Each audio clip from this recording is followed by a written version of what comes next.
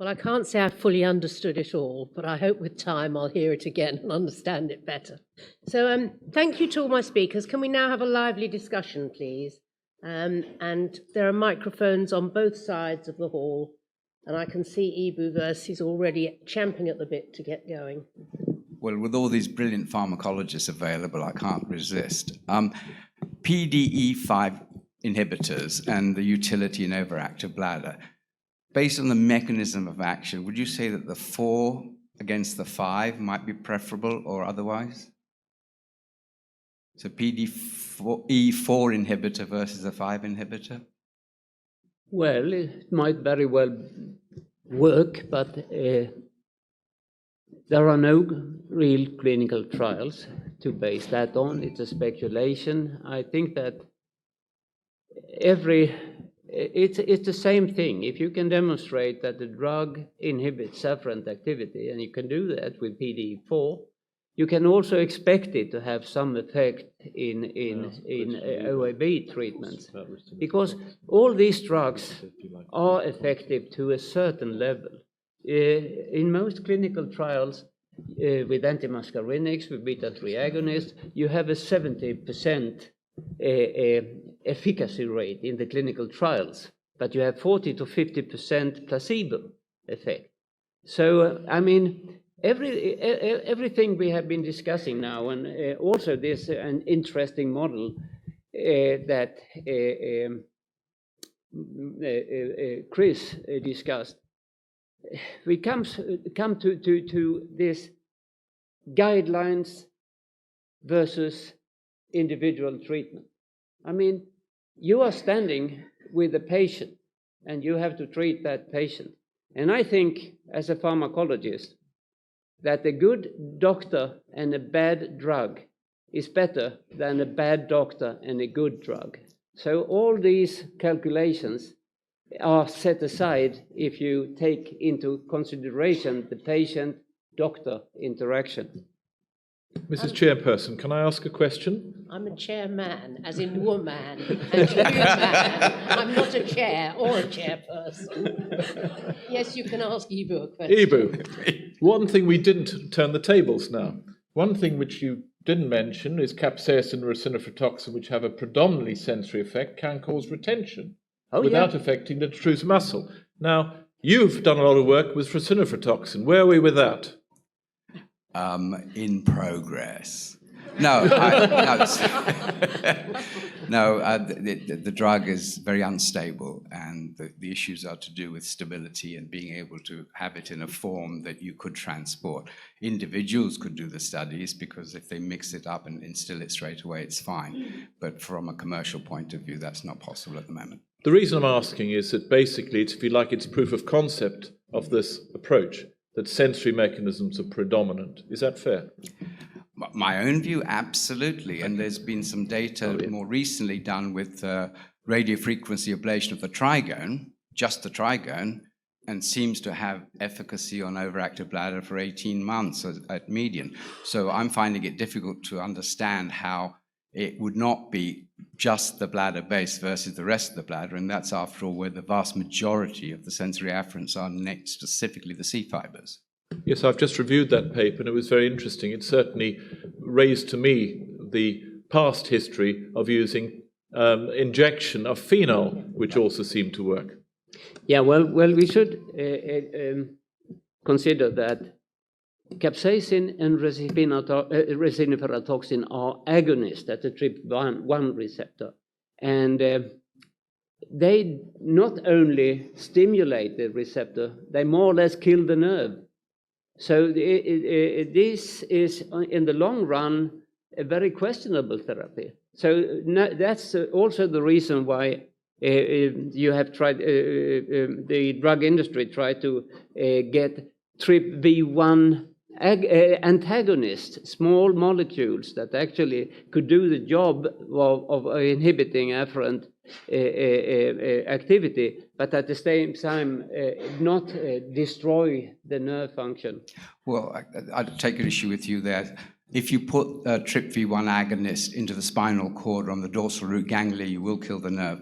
If you put it in the periphery, you don't. What you do, and I think there's demonstration with ultrastructure that the nerve is still intact, but it's empty. You don't have the transmitters there anymore, and after a few months, they come back again.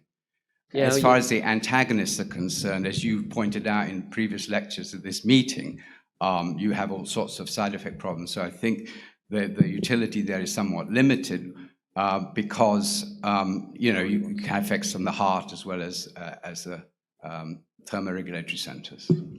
But while you're still there, so aren't there major effects between resinifertoxin capsaicin in terms of being able to kill the nerves, i.e. capsaicin more of an effect on calcium channels, whereas resinifertoxin has a greater effect on binding, so it's actually a bit safer in that regard? The only clinical data that I know of, capsaicin didn't work for so long and also had more side effects in terms of bladder pain, whereas resinifertoxin tended to have more of a prolonged effect, perhaps due to its greater affinity, about 1,000 times more efficacious. This is the last time I'm going to come up to the microphone to ask a question. You got more than you bargained for, Eva, and poor Tony's been waiting there for hours.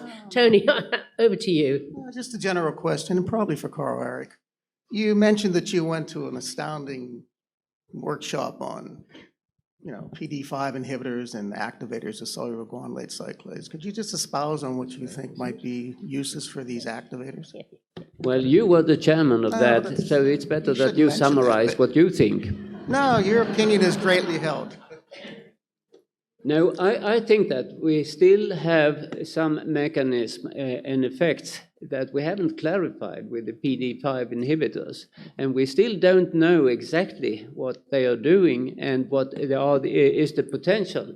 But also that we can use PD5 inhibitors as the model for affecting the enzyme that actually is stimulated by cyclic GMP, and there are other drugs that may give more promise than PD5 inhibitors as a potential drug for lower urinary tract disorders.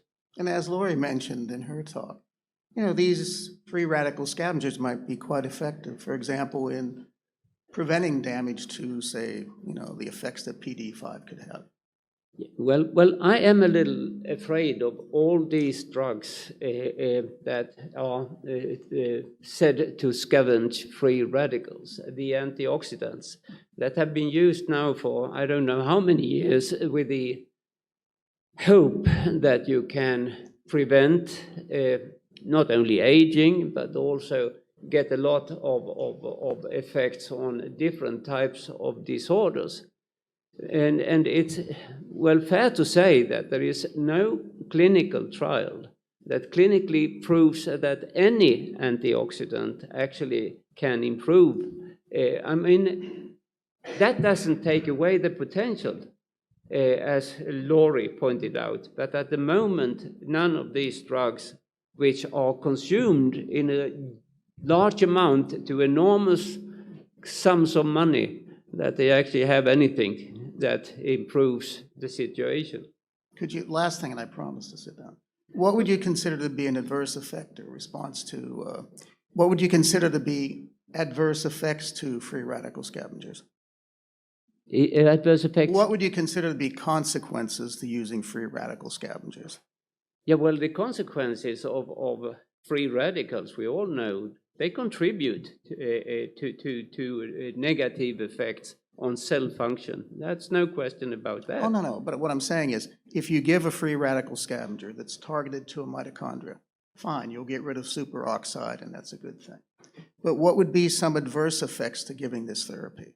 Negative effects? Yeah, well, if you give them to a healthy individual with the intention to prevent something, we have always a balance between free radicals. Free radicals are not only a bad thing in the body. There is a balance, and if you, so to say, remove the free radicals, some bodily functions will suffer. And I don't know what side effects you actually can expect from that, but I don't think that if you change the balance in a normal body, that is particularly useful. If I recall it correctly, in the big vitamin E outcome studies, the vitamin E arm as compared to placebo had a higher overall mortality. Okay. They didn't figure out why, but that certainly was not the intent of treatment. Chris Fry. I'd like to ask a question of people who do urodynamic studies. To my knowledge, anyway, things like botulinum toxin and antimuscarinics were introduced specifically because they thought they might relax detrusor muscle.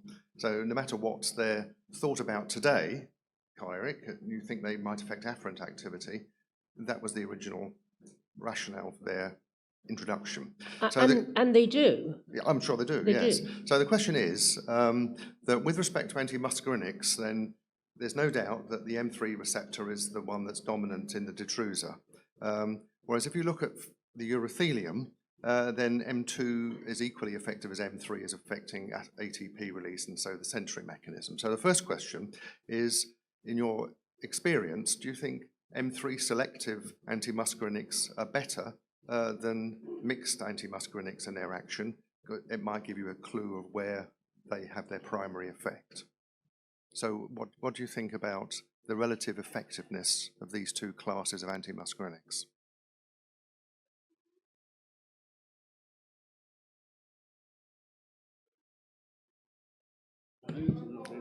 Turn the microphone on.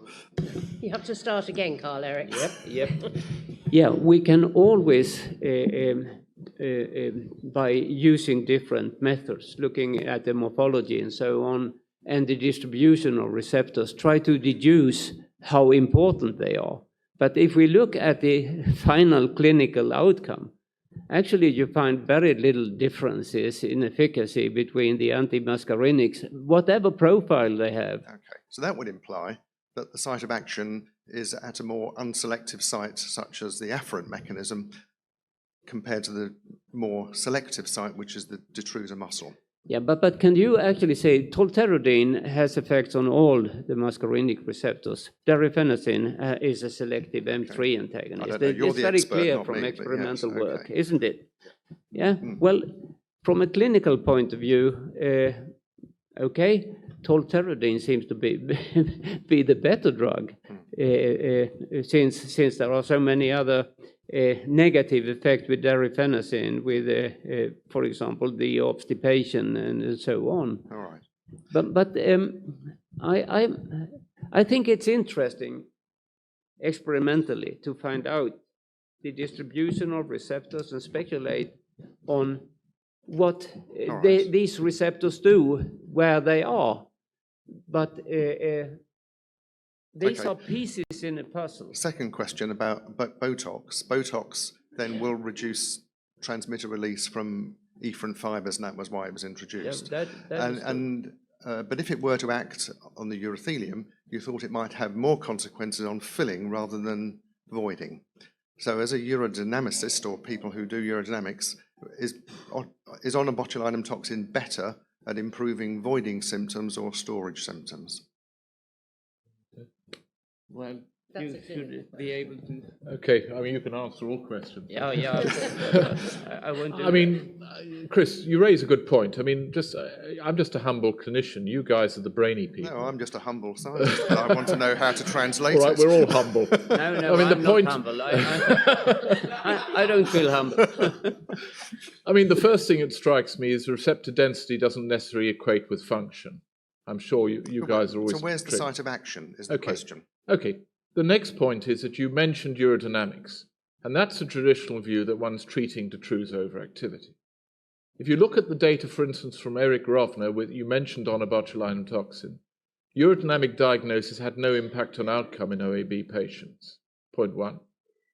The second point with it is if you look at the Domikowski paper, the phase 2 data with onabotulinum toxin, once you reach 150 mouse units, then you reach the threshold effect in efficacy terms. And beyond that, you just worsened voiding function, increased retention, suggesting there's a ceiling effect. If it was a direct effect equated with detrusor contractility, you wouldn't expect to see that. So to answer your fundamental question, you said it, I think, the wrong way round from my perception, but you've got to forgive me. You said, is it acting more on voiding or storage function? It's acting more on storage than voiding function in terms of its beneficial effect, from my perspective. Okay. But its adverse effect is that it also has an effect on voiding function. Of So it course. has an effect on both. Well, that's why I said it's a bystander effect. Antimuscarinics, as I know, if you give enough atropine, you put everybody into retention. Okay. And the same goes for botulinum toxin. So the question is whether you're trying to hit at a threshold before you inhibit the detrusor. All right. And I mentioned, for instance, That's good. Carl Eric's model in the mouse, which you're only too familiar with, of oxyhemoglobin, where it scavenges nitric oxide, and that's what we as clinicians see with clot retention. We call it clot retention, but it's not really retention, it's incredible spasm. You wash out the clot, the symptoms go away. But to answer your first question, whether overactive bladder was a motor or a sensory phenomenon, I believe that detrusor overactivity is a mainly motor phenomenon, whereas overactive bladder, not due to underlying detrusor overactivity, is a mainly sensory problem, as in urogenital atrophy in postmenopausal women and other causes of the symptoms that don't have an underlying cause of detrusor overactivity. All right. Okay. Thank you. I won't hog it. I don't think that you have the detrusor does what it's told to do. I mean, the detrusor doesn't start overactivity on its own. I mean, and in the overactive bladder syndrome, urgency is the main thing. It's urgency that is the driver of the motor activity. It's not the other way around. You find that some of these patients have overactivity. That is a consequence. It's not a primary factor. But overactive bladder symptoms, including urgency, aren't always caused by detrusor overactivity. No. Last questions here. Yes, quick question about dementia and overactive bladder. This is a big issue in the US right now. How do you discuss that with your patients? What's the basic science behind it? Dementia and overactive bladder, Chris? I mean, I think that's a very topical issue, as you say, and certainly my perception is that the data out there is still limited, except there's huge epidemiological studies. There's a recent one published, which was based on a large study from the UK, I think. It was not in Nature, but it was in one of the big journals. I remember reading it. And certainly it's an old chestnut that goes back, as you say, many years. We know a number of drugs have anticholinergic effects. There's no doubt if you've got a reduced cerebral reserve and you're using something that's going to further cloud that. And again, as you well know, there's been the thought that these drugs go across the blood-brain barrier.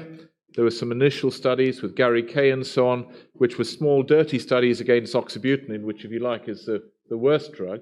There's studies with Adrian Wag using fesoterodine, which has shown that there is a reasonable safety profile, but again, this needs to be looked at further. I mean, of course, trospium, which is a quaternary amine with a 4% bioavailability, is unlikely to cross the blood-brain barrier, and again, that's been discussed. But these are all still a bit in the melting pot, although there seems to be good evidence that it is a factor. I'm afraid we're going to have to stop here because there's another session starting at 3. So thank you all for being a fantastic audience, and thank my speakers for their wonderful talk.